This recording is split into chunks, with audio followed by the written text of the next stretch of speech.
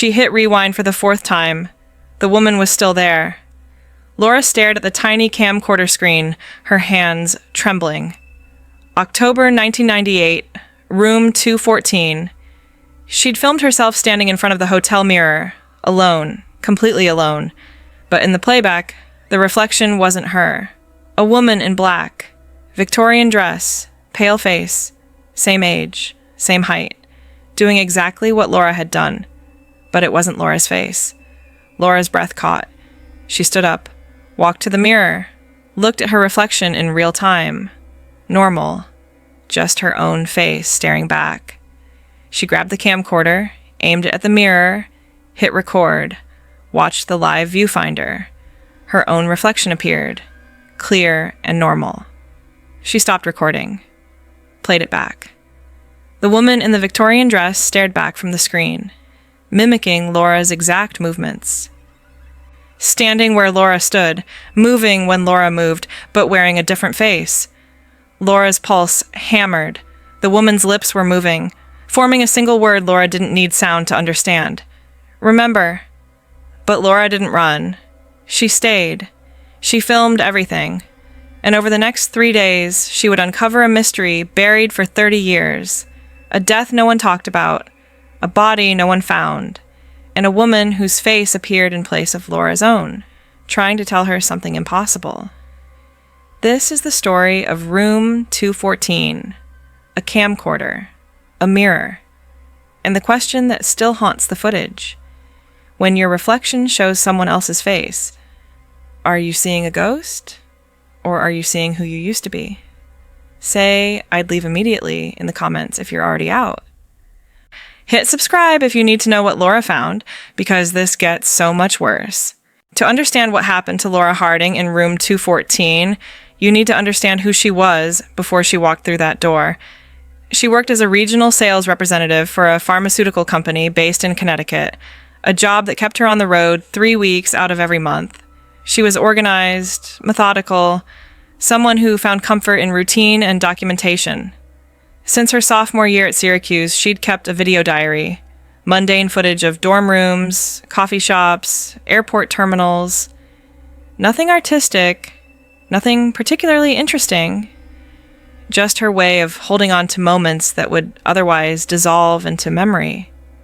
The Riverside Inn wasn't her first choice. Her usual stop, a Holiday Inn 20 miles north, had been fully booked due to a regional sales conference.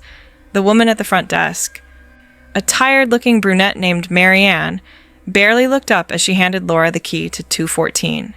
The room was on the 2nd floor, corner unit, overlooking the parking lot, and a dense line of trees beyond. Laura did what she always did. She unpacked methodically, set up her portable alarm clock, plugged in her camcorder to charge, and settled in for the evening. Around 9 p.m., she pulled out the camcorder and began her standard routine, panning across the room, narrating the details.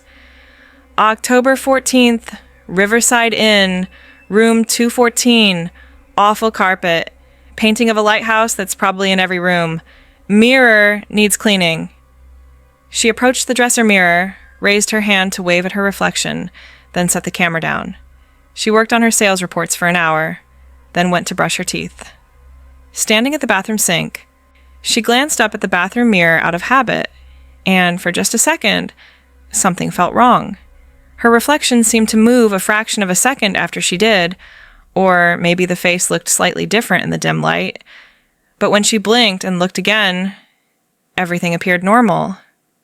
She shook it off, showered, and went to bed. The next morning, over coffee from the lobby machine, she rewound the tape to review the footage. Another habit, making sure the recordings were clean, that the audio worked. She watched herself pan across the room, heard her own voice describing the lighthouse painting. Then came the dresser mirror segment. Laura's hand froze on the camcorder. The reflection in the mirror wasn't her. It was a woman in a dark Victorian dress, pale-faced, hair pulled back in a severe bun. She was standing in the exact position Laura had stood, raising her hand in a wave exactly as Laura had done. Same height, same build, same movements, but a completely different face. Laura's first thought was technical error, some kind of digital glitch, though she knew that didn't make sense. Her second thought was that someone had somehow superimposed another image over her recording. She rewound and played it again. The woman was still there, waving at the camera with Laura's exact gesture, her expression blank and unreadable. Laura stood up and walked to the dresser mirror. She looked at her reflection. Normal. Her own face, tired and confused, staring back. She grabbed the camcorder, set it up on the dresser, hit record, and stood in front of the mirror. In the live viewfinder, she saw her own reflection clearly. Her face, her clothes, everything normal. She waved at the mirror, watching herself wave back in real time. She stopped recording and immediately reviewed the footage. Her stomach dropped. In the playback, the reflection showed the Victorian woman. Same wave, same timing, same position. But instead of Laura's face, there was this stranger, pale, severe, wearing a high-necked black dress with small buttons running up the front. The woman's expression was neutral, but her eyes seemed fixed on something with disturbing intensity. Laura sat down hard on the edge of the bed. This wasn't a glitch. This wasn't a superimposed image. Every mirror in this room was somehow showing her reflection as someone else, but only through the camera. When she looked at mirrors with her own eyes, she saw herself. When she filmed them, she saw this woman. She called the front desk. Marianne answered, "Hi, yes, this is room 214. I just wanted to check. Has anyone else reported anything unusual about this room? Anything with the mirrors?" There was a long pause. "Unusual how?" Laura hesitated. "I don't know, just anything strange." Marianne's voice was carefully neutral. "Not that I'm aware of. Is everything all right?" Laura forced herself to sound calm. "Yes, fine. Thank you." She hung up and stared at the camcorder. She considered checking out immediately, but she had meetings scheduled in the area for the next 2 days, and besides, nothing had actually happened. No one had appeared in the room. No sounds. No threats. Just this impossible thing on video. Her reflection showing someone else's face. Someone else's life. Someone who moved exactly as Laura moved, but wore a different skin entirely. Laura didn't sleep that night. She kept the camcorder set up, aimed at the dresser mirror, recording in intervals. Every hour, she'd film herself standing in front of the mirror, performing simple movements, waving, turning her head, walking side to side. Each time, the live viewfinder showed her own reflection perfectly normal. Each time, the playback showed the Victorian woman mimicking her movements exactly, like a shadow wearing the wrong face. By 3 a.m., Laura had noticed more details. The woman's dress had intricate button detailing. Her hair was parted severely down the middle and pulled into a tight bun at the nape of her neck. Her skin had an odd, washed-out quality, almost like an old photograph. And her age, Laura kept coming back to this. She looked to be in her early 30s. Laura's exact age. Laura tried testing other mirrors. She filmed herself in the bathroom mirror, brushing her teeth. In the playback, the Victorian woman brushed her teeth with the exact same motions. Laura filmed herself in the dresser mirror, putting on makeup. The woman mimicked every gesture, bringing a hand to her face, tilting her head, though of course she wore no makeup in her old-fashioned dress. It was like watching someone else live her life, moment by moment, gesture by gesture, trapped in a different time but forced to follow Laura's every move. At dawn, exhausted and unnerved, Laura went downstairs. As she passed the large, decorative mirror in the lobby, she glanced at it, and her heart stopped. For just a split second, less than a blink, the reflection wasn't hers. It was the Victorian woman wearing the same black dress, mimicking Laura's walking stride. Then it was normal again. Laura stopped, turned back to the mirror, and stared at her own face looking back. She found Marianne at the front desk. "I need to ask you something." Marianne looked up. Sure. Laura chose her words carefully. Has anyone ever reported seeing different reflections in this building? Like not seeing themselves in mirrors? Marianne's expression shifted. Just slightly, but Laura caught it. A flicker of recognition, quickly suppressed. Different how? Like seeing someone else, another person, in place of their own reflection. Marianne was quiet for a moment too long. Then, why are you asking? Laura pulled out her camcorder. Because every time I film a mirror in room 214, my reflection shows a different woman. A woman in old-fashioned clothing, same age as me, same height, doing exactly what I'm doing, but it's not my face. Marianne's face went pale. She glanced around the empty lobby, then leaned forward. Show me. Laura played back one of the recordings. Marianne watched in silence as the footage showed Laura waving, and the Victorian woman in the mirror waving back with Laura's exact gesture. When it finished, Marianne sat back, slowly. How long have you been seeing this? Since the first night. Every mirror, every recording, but only on camera, never with my own eyes. Marianne was quiet, her expression troubled. Finally, there was a woman who used to work here, long time ago in the 60s. She lived in the building, managed the property. My mother knew her. She paused. My mother said she died in this building, and after she died, some of the staff reported strange things. Seeing someone else in mirrors, just for a second. Then it would be their own face again. Laura felt a chill run down her spine. What was her name? Ruth Calloway. Laura spent the rest of the morning at the local library searching for any information about Ruth Calloway. She found an obituary from 1967. Ruth had died at age 32, Laura's current age, in what was described as an accident in her home at the Riverside Motor Lodge. The obituary was brief, offering almost no details, no surviving family, no funeral service listed, no burial location mentioned. But there was a photograph, a small, grainy image of Ruth from what looked like an employee record.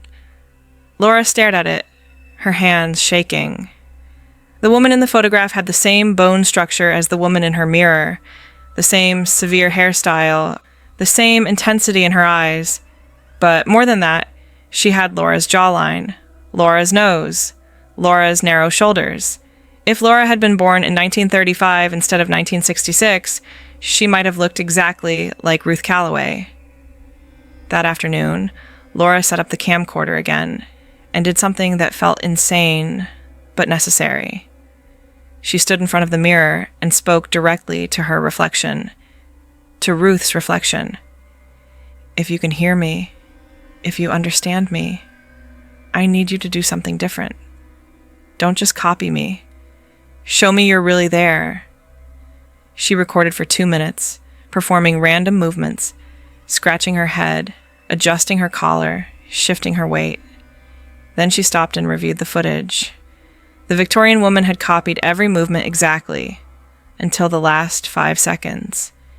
At the end of the recording, while Laura stood still, the woman's expression changed. Her eyes widened slightly, and her lips moved, forming a single word Laura had to replay 3 times to understand. Help! Laura felt her heart hammering as she watched the playback again. The Victorian woman, Ruth, had broken from mirroring her movements, just for 5 seconds, but it was enough. She wasn't just a reflection.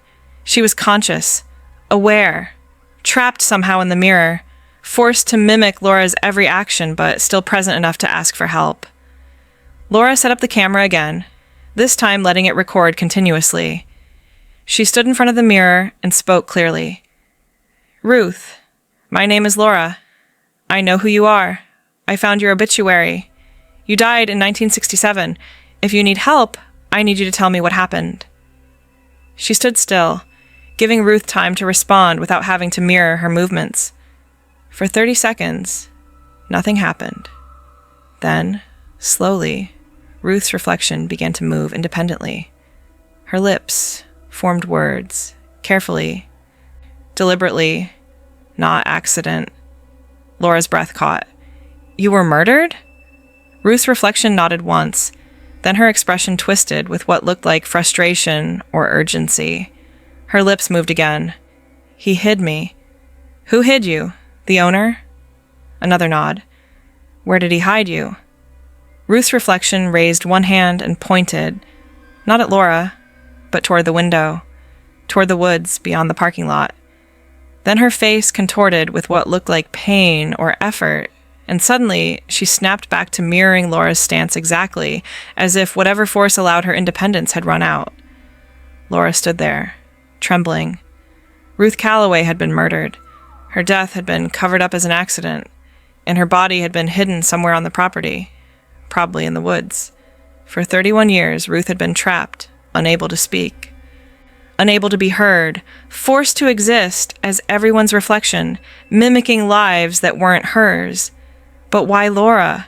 Why was Ruth able to communicate through Laura's reflection specifically? Laura went back to the library and dug deeper.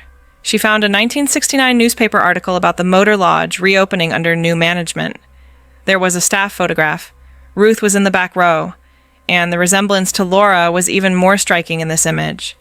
Same facial structure, same build, same age. They could have been sisters, or the same person photographed decades apart. Laura's hands shook as she made a photocopy. Then she found something else. A birth announcement from 1935. Ruth Calloway, born October 14th. Laura's birthday. Same day, 31 years apart. The coincidences were piling up too high to ignore. Same birthday. Same age at this moment in their lives. Nearly identical physical appearance. And somehow, Ruth's consciousness, or spirit, or whatever remained of her, was able to manifest through Laura's reflection in a way it apparently couldn't with anyone else. That evening, Laura returned to the hotel and went straight to Mary Ann. She showed her the photocopy of Ruth's picture and her own driver's license photo. Look at us. We could be the same person. Mary Ann stared at the images, her face growing pale. My mother mentioned something once. She said Ruth talked about reincarnation, that she believed souls came back, that we live multiple lives. My mother thought it was just talk, but Ruth was serious about it. She said she felt like she'd lived before, like she had memories that weren't hers. Laura felt something cold settle in her chest. Did your mother say anything else about how Ruth died? Mary Ann hesitated, then lowered her voice. The owner wanted the property. Ruth refused to sell her share. My mother said there was an argument, late at night. Ruth was found at the bottom of the basement stairs the next morning. The owner claimed she fell, but my mother heard Ruth scream. She was in her room on the 3rd floor, heard it clear as day. And then, nothing. Just silence. Laura's voice was barely a whisper. Where did they put her body? That's the thing, there was no funeral. The owner said Ruth had no family, that he'd handle it privately. My mother always suspected he buried her somewhere on the property to avoid questions. The woods out back, maybe near the old maintenance shed. Laura felt tears burning in her eyes. Ruth had been murdered, buried in secret, forgotten. And now, somehow, her soul had found its way back, into Laura, or through Laura, or as Laura. The mirrors weren't showing a ghost. They were showing who Laura had been in another life. Ruth wasn't haunting her. Ruth was her, trying to break through, trying to finish what had been stolen from her 31 years ago. That night, Laura stood in front of the mirror and let the camera record. She spoke directly to her own reflection, to Ruth's face, staring back at her. I understand now. You're not a ghost. You're me. Or I'm you. I don't know how this works, but I know what you need. You need to be found. You need people to know what really happened. And I'm going to make sure they do. Ruth's reflection stared back, and for the first time, her expression softened into something like gratitude. Her lips moved one more time. Thank you. Laura didn't sleep. She spent the entire night reviewing every piece of footage she'd recorded, studying Ruth's face, comparing it to her own in photographs. The similarities were undeniable, not just similar features, but identical proportions. The exact same slight asymmetry in the smile, the same widow's peak, the same way their eyes crinkled at the corners. It was like looking at herself through a filter of time and circumstance. But there was something else Laura noticed in the footage. In moments when Ruth's reflection broke free from mirroring her movements, there was a pattern. Ruth always looked toward the window, always pointed in the same direction. And in one clip, when Laura had stepped closer to review the angle, Ruth's reflection had mouthed something Laura had missed before. She replayed it a dozen times, studying the lip movements. Under the foundation. Laura grabbed a flashlight and went outside just before dawn. The woods behind the Riverside Inn were dense, overgrown with decades of untended growth. She pushed through the underbrush, using the flashlight to scan the ground. 20 yards in, she found it. The remains of a concrete foundation, barely visible beneath moss and fallen leaves. This must have been where the maintenance shed stood before it was torn down in the 80s. Laura knelt beside the foundation and began clearing debris. The concrete was cracked and weathered, but intact. She ran her hands along the edges, feeling for anything unusual. On the north side, she found a section where the concrete seemed different, rougher, more hastily poured. As if someone had opened part of the foundation and filled it back in quickly, without care for appearance. She sat back, her heart pounding. This was it. This was where Ruth had been hidden. Laura went straight to the county sheriff's office when it opened at 8 a.m. She brought everything, the camcorder footage, the photocopies of Ruth's obituary and photograph, the newspaper articles, and Marianne's account of her mother's testimony. The deputy who met with her, a middle-aged man named Porter, listened with increasing attention. "Let me see the footage again," he said. Laura played the recording where Ruth's reflection broke from mirroring and mouthed, "Under the foundation." Deputy Porter watched it 3 times, his expression unreadable. "This could be edited." "It's not. I can give you the original tapes, the camcorder, everything." "You can verify the timestamps." Porter was quiet for a long moment. "Even if this is real, and I'm not saying I believe it is, we can't open an investigation based on paranormal evidence. I need something concrete." Laura leaned forward. "Then get a ground-penetrating radar unit out to those woods. Search the old maintenance shed foundation. If there's nothing there, I'll drop this entirely. But if there are human remains, if Ruth Calloway's buried there, then you'll have your concrete evidence." Porter studied her. "Why does this matter so much to you?" Laura held his gaze. "Because 31 years ago, a woman was murdered and erased. No funeral, no justice, no one even looking for her. And if I don't speak for her now, no one ever will." Something in Porter's expression shifted. He nodded slowly. "I'll make some calls." 3 days later, Laura received a phone call. The GPR scan had detected anomalies consistent with human remains beneath the north section of the old foundation. An excavation team was being assembled. Laura drove back to the Riverside Inn immediately. She stood in room 214 one more time, camcorder in hand, facing the dresser mirror. She hit record and spoke to her reflection, to Ruth's face staring back at her. "They found you.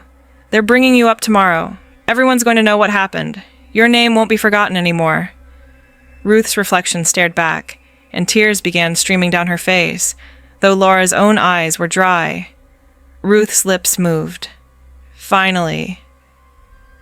Then, for the first time since Laura had checked into room 214, when Laura looked at the live viewfinder on her camcorder, she saw Ruth's face even in real time. No longer confined to playback, no longer trapped in the recording, Ruth was fully present, fully visible through the lens, crying tears of relief that weren't Laura's, but somehow were. Laura whispered, "We did it. You and me. We did it together." Ruth smiled, a sad, grateful smile, and then slowly, gently, her image began to fade. Not all at once, but like a photograph left too long in sunlight. Within seconds, Laura's reflection returned to normal. Her own face, her own tears now falling freely. Ruth was gone. The excavation took 2 days. Laura stood at the edge of the woods with Marianne, watching the forensics team carefully remove layers of concrete and soil from beneath the old foundation. Deputy Porter had cordoned off the area, though there was no crowd, just a handful of county officials and one reporter from the local paper. On the afternoon of the second day, they found her. The remains were consistent with a woman in her early 30s, buried in the mid to late 1960s. The skeleton showed evidence of trauma consistent with a fall or a push from a significant height. Several vertebrae were fractured. The skull showed impact damage. The forensics team was careful, methodical, treating Ruth's remains with a dignity they hadn't received 31 years ago. Deputy Porter approached Laura as the team carefully transferred the remains. "We'll need dental records to confirm identity, but given everything you've provided, I don't think there's much doubt. This is Ruth Calloway." He paused. "How did you know she was here?" Laura hesitated. She could tell him the truth, that Ruth had shown her through mirror reflections, that Ruth's face had replaced her own in every recording, that somehow Ruth's consciousness had reached through time and found Laura because they were the same soul living different lives. But she knew how that would sound. "Research," Laura said simply. "Old employee testimonies, property records. I just followed the evidence." Porter didn't look entirely convinced, but he nodded. "Well, you did what no one else bothered to do for 3 decades. Ruth Calloway deserves better than being forgotten in the woods." The dental records came back a week later. Positive match. Ruth Calloway's death was officially reclassified from accidental to suspicious, though with the original owner and all witnesses long dead, no charges could be filed. But Ruth's name was cleared. The truth was documented, and arrangements were made for a proper burial. Laura attended the funeral service at the town cemetery. It was small, just a handful of people who'd heard the story. Marianne representing her late mother's testimony, Deputy Porter paying respects, and Laura herself. The distant cousin they'd located sent flowers but couldn't travel from California. Standing at the graveside, Laura felt a strange sense of completion. The grave marker read, "Ruth Calloway, 1935-1967. The truth, remembered." Laura had paid for the stone herself, choosing the inscription carefully. After everyone else had left, Laura stayed. She placed her hand on the cool granite and whispered, "I hope you're at peace now. I hope wherever you are, you're free." The wind picked up slightly, rustling through the cemetery trees, and Laura could have sworn she felt something. Not presence exactly, but acknowledgement. A sense of gratitude. Too deep for words. That night, back in her apartment in Connecticut, Laura stood in front of her bathroom mirror. She held up her camcorder, aimed it at her reflection, and hit record. In the viewfinder, she saw exactly what she expected. Her own face, her own movements, her own reflection behaving exactly as reflections should. She stopped recording and played it back. Just her. No Victorian woman. No other face. Ruth was truly gone. Laura felt tears spring to her eyes, not of sadness exactly, but of something more complex. Relief that Ruth was finally at rest, gratitude that she'd been able to help, and a strange sense of loss, as if she'd said goodbye to a part of herself she'd never known she carried. She looked at her reflection one more time, just her own face, tired and thoughtful, and for a moment, she tried to imagine Ruth looking out through these same eyes. Had Ruth looked at mirrors the same way? Had she stood in front of glass surfaces, wondering about the person staring back? Had she ever sensed that her soul would return, would find itself in another body, another life, carrying forward something unfinished? Laura would never know for certain, but standing there, looking at her own reflection, finally returned to her. She felt something she couldn't quite name, not memory. She had no memories of being Ruth, but recognition perhaps, a deep, wordless understanding that the line between who we are and who we've been is thinner than we imagine. Laura never returned to the Riverside Inn, but she kept the locket she'd found in the dresser drawer. She wore it sometimes, on days when she felt disconnected or lost, and it grounded her in a way she couldn't fully explain. The camcorder itself stopped working about a month after Ruth's burial. The lens mechanism jammed, and no amount of repair could fix it. Laura didn't mind. She documented what needed to be documented. The footage remained stored on a stack of tapes in Laura's closet. She never shared it publicly, never posted it online, never tried to monetize it. It felt too personal, too sacred. But she watched it sometimes, late at night when she couldn't sleep, studying Ruth's face in those recordings. The face that should have been her reflection, but wasn't. And every time, she was struck by how familiar Ruth seemed. As if she were looking at a sister she'd never met, or a version of herself from a dream she couldn't quite remember. Laura began researching reincarnation seriously after Ruth's burial. She read books, attended lectures, spoke with therapists who specialized in past life memories. Most of what she found was anecdotal, unprovable, but there were patterns. Children remembering details of previous lives they couldn't possibly know. People drawn to specific places or time periods without explanation. Unexplained phobias traced back to past life traumas.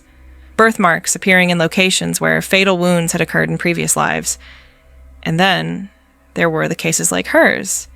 People who looked identical to individuals who died decades earlier, born on the same dates, carrying the same mannerisms, drawn to the same locations. The researchers called it soul recognition, the phenomenon of a consciousness returning to familiar patterns, familiar faces, familiar unfinished business. Laura never claimed to have definitive proof. She simply knew what she'd experienced, her reflection showing another woman's face, a woman who'd been murdered and hidden, a woman who'd looked exactly like Laura and been born exactly 31 years before her. The coincidences were too precise to dismiss.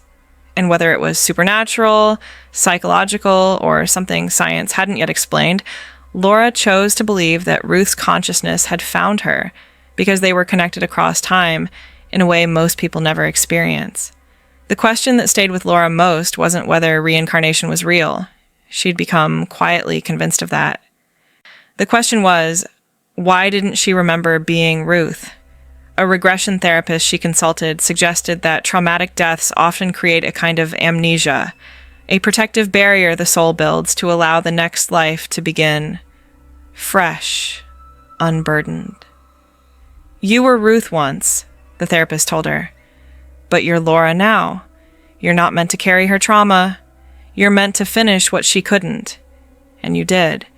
You gave her justice. You gave her voice. That's why she could finally let go. Laura thought about that often. Maybe Ruth hadn't been haunting her. Maybe Ruth had been waiting for her own soul to return, to grow strong enough, to be in the right place at the right time, to finally speak the truth that had been silenced 31 years ago. And once that truth was told, once Ruth's body was found and honored, there was nothing left holding her to the world of reflections and mirrors. Years later, Laura would tell the story carefully, selectively, to people she trusted. She never claimed to have proof of anything supernatural. She simply said she'd stumbled onto a forgotten tragedy and done what she could to bring it to light. But she never forgot the feeling of standing in room 214, watching Ruth's face in place of her own, realizing that the woman in the mirror wasn't a stranger. She was family.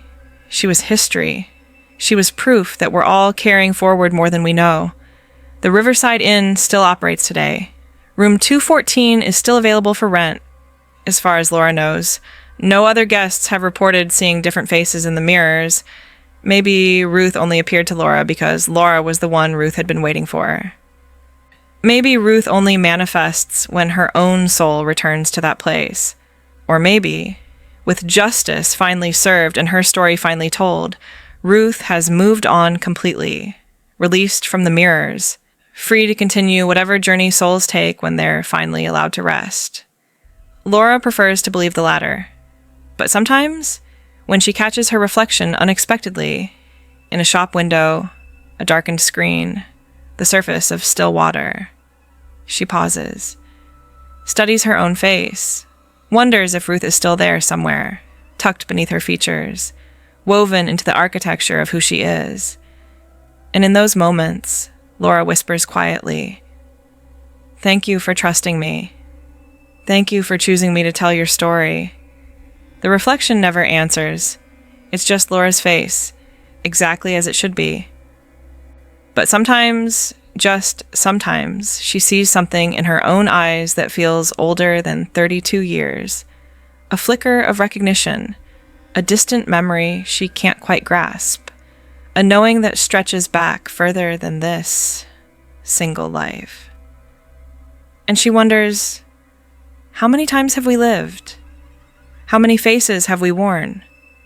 How many versions of ourselves are we carrying without knowing it? And when we look in the mirror, whose eyes are really looking back? If Ruth's story stayed with you the way it stayed with me, leave a comment below.